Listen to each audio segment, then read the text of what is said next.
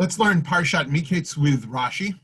Here we are in the middle of the Joseph saga, the Joseph story, and Miketz comes, and the famine and hunger are widespread and severe. I'm in chapter 41, verses 56 and 57. And let's read them and notice which words repeat in the spirit of Rashi. There's no repetition that goes unnoticed. So v'hara'av haya al kol pnei haaretz. The hunger spread over the face of all the land. Now you would think that haaretz would mean Egypt, where Yosef was the second in command, but it of course means something more than that. Anytime we hear it, it refers to Israel. And in these two verses, haaretz will come several times. So it actually even expands on the meaning further.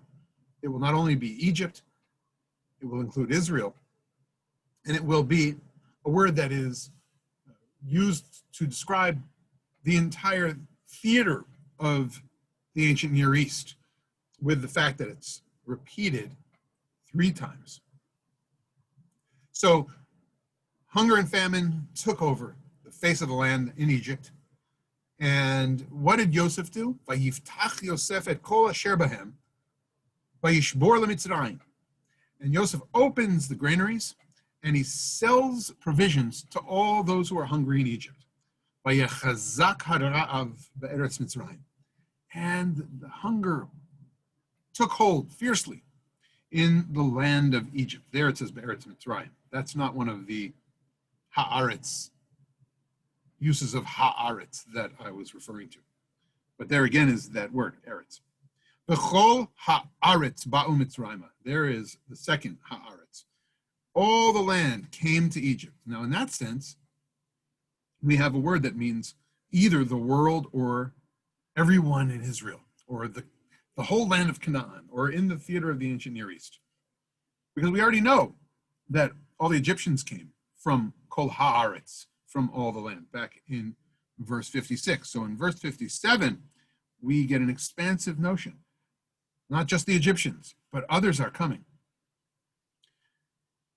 And what are they coming for? Lishbor el Yosef. They come to buy provisions from Joseph. Not from the granaries and not from Pharaoh and not from Egypt, but Yosef. Look how much he's featured here in being the one who solves for the great problem that was so strong, the situation they faced. Yosef, ki chazak hara'av b'chol haaretz, because the famine and the hunger were so severe in b'chol haaretz, in the entire ancient Near East, in Egypt, in Israel, and other lands who could get to Egypt. Now Yaakov, Jacob, is featured in the first verse of chapter 32, Membet 42. And what we see here in Miketz is that Yaakov is sitting with his family, of course, in the land of Canaan, and obviously was not yet among those who had come to buy provisions from Joseph in Egypt. Vayar Yaakov ki yesh shever b'Mitzrayim. The Torah says in verse 1 of chapter 42, and Jacob saw that there was grain in Egypt. Vayomer Yaakov levanav. And Jacob then says to his children, Lama titra'u. Why are you just sitting there looking at each other? In other words, now's the time. Go get us some food there as well. Rashi will ask a question, and he asks in this sense, what does it mean, this word, this verb? Why did the Torah choose to use this language? Vayar Yaakov. Jacob saw. Rashi will ask that obvious question. Are you telling me that Jacob went down to Egypt and saw something with his own eyes? Or is there a different way that this verb, vayar, is being used? And of course, we sometimes know, as we have the saying in English, one sees something. Oh yes, I see it now. I understand it that way. But Rashi will go even further. and beyond idiomatic uses of verbs, with the way the colloquialisms come through the way we apply a language and share kind of meaning through metaphor and meaning through colloquialisms like that. Rashi will say, there's got to be something more that the Torah means to say if they use the verb vayar and not vayishma or shama, that he heard that there were provisions there, that Egypt had food for sale at a time, that there was famine and hunger in the land, in all these lands in the ancient Near East. So Rashi says the following. Umehechan ra'ah. He asks, did he really see anything? As in the sense of sight? V'halo lo ra'ah. Is it not true that he didn't really see? Ela shama. Rather that he heard. Shenemar, as it said, hine shamati. Behold, I have heard. When it says in the verse right afterwards, Vayomer, he says to his children, hine shamati ki yesh shever b'Mitzrayim.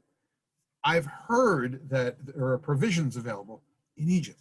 So by using verse 2 and what Yaakov says to his sons, Rashi brings it back and says, of course we know that he had heard that. So again, why the use of the verb he saw? Umahu vayar. And what is the real meaning of vayar? Ra'ah ba'aspakloria shel kodesh. Rashi reveals to us through quoting a midrashic tradition in Bereshit Rabbah that Yaakov had a divine vision, a sense that not only was there provision in Egypt, but listen to this, she'adayin yesh lo sever, that he still had hope. And that hope was b'Mitzrayim, and the hope was in Egypt. Now, Yaakov had really soured on life. We understand from what he says to Pharaoh later that his life has been hard, that he has suffered so much that he can't find real happiness, that he really felt a lot of hopelessness in his life for all that had transpired with his son Joseph, with his beloved Rachel, with Rachel. So here we get a sense that maybe there's a great shift going on in the planes of their lives, the physical place of their lives, and his status as now grandson, inheritor of Israel, and yet the one who's got to go on his own journey of sorts, his own lech lecha.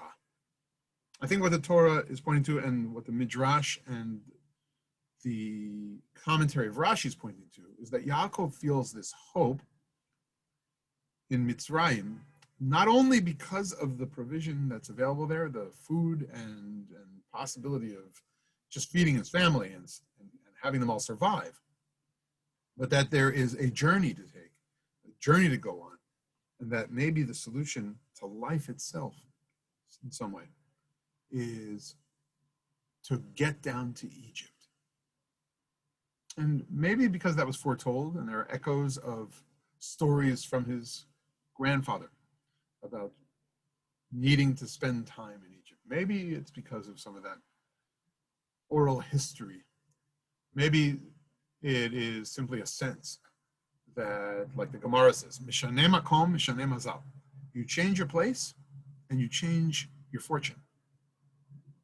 And the midrashic move that Rashi brings in his commentary is that shever, which is the word for grain or provisions,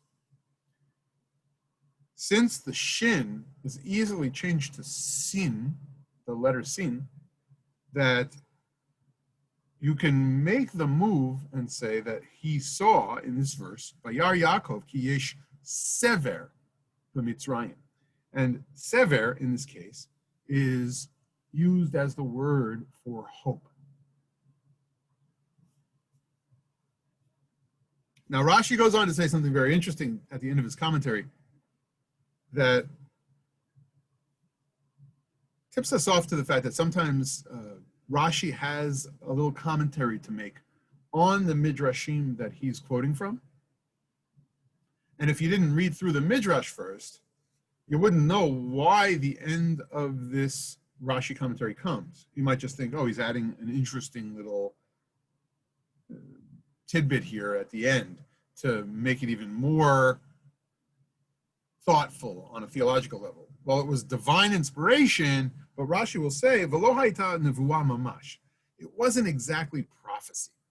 It's not like he received word from God that there was hope in Mitzrayim, that there was hope in Egypt. It's not that he got word that there's enough food there to sustain your family and that there's just something more that you might discover in Egypt. And as a matter of fact, by saying it wasn't nevuah mamash, it wasn't really prophecy, lahodio b'ferush, to tell him explicitly, then you could say it was his having heard it, his figuring out that it was possible to get down to Egypt, his figuring and formulating a plan for family sustenance, and maybe his knowing that somewhere in there, maybe there was a journey to take and that there was hope down there in Egypt for him, either through what the sons would bring back. As we know in verse 2, he's going to command them to go down and get some food, or that he's already thinking, maybe there's something with Egypt that is in my future. And then you really, at the end of the Rashi commentary, you get a little bit more, so that it's not just relating to whatever divine inspiration he has or divine inklings that he has. You get Rashi actually going back into the Midrash and commenting on the Midrash. And he adds, it wasn't that it was told to Yaakov clearly about the food and about what was available. It was what was not told to him clearly? Shezeh Yosef. It was not told to Yaakov clearly that Joseph was still alive in Egypt. Now, why would Rashi say such a thing? Was Joseph a part of this conversation? Well, Joseph was part of the verses that came before this Torah verse, because it was Joseph who made the decisions to open up the granaries. Now, might there have been a suggestion that people started talking? Whoa, who is this Joseph? Where did he really come from? What were his roots?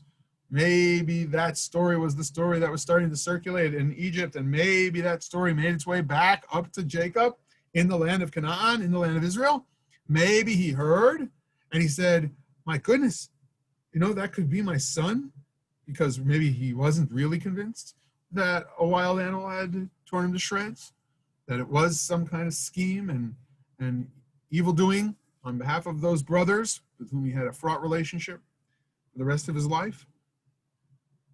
So maybe we would have thought that the hope that he felt was not only because of the food available, but because of the story that circulated about this once Hebrew slave who became the second in command and put away all this food and had the system of relief designed for society, and not only his own society, but for the Jewish people in Canaan. Was it some godly plan? No, it was not revealed to him explicitly anything about Joseph. And this is to answer the Midrash that in the sections that Rashi's using, at least there's one opinion, because the Midrash, like Talmud, can represent many opinions.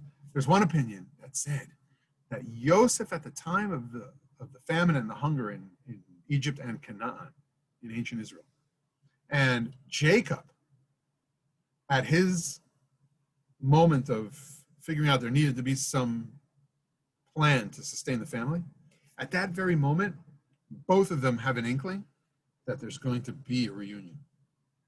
And Joseph says, wow, I think this is really going to happen. I'm going to have a reunion with my father. And Jacob, whether he heard the news as I described, maybe there was a story circulating, or he had this divine inspiration or moment of divine revelation, that he knew that he needed to get to Egypt, not just send the children to buy grain, but that he needed to get there in order to find his son. And he would have a reunion with his son of his beloved Rachel, and he and Joseph would meet again. Rashi sides with the fact that that seems way far-fetched, especially at this point in the Torah. If there was any inkling at all, it wasn't here. But particularly, you can't see that the Midrash, or the Midrashic position of some of the sages who said that there was now an understanding, a divine revelation for Yosef that his father was alive, for Yaakov that Yosef was alive in Egypt and that he needed to go down and find him. He wasn't accepting that. So interesting the way a Rashi can work.